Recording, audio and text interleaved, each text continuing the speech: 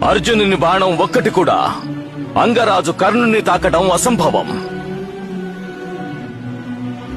ఎందుకంటే రణభూమిలో వీరి ప్రవేశమే నిషిద్ధం. సర్వసేనాధిపతిగా నేను ఉన్నంత వరకు మీ మిత్రుడు కర్ణుడు యుద్ధభూమిలో ప్రవేశించడానికి అంగీకరించను. ఒకవేళ ఇదే మీ నిర్ణయమైతే పితామహ, మీరు నా నిర్ణయం కూడా వినండి. మీరు సర్వసేనాధిపతి పదవి నుండి విముక్తం కండి. మా మిత్రుడు సర్వసేనాధిపతి అవుతాడు.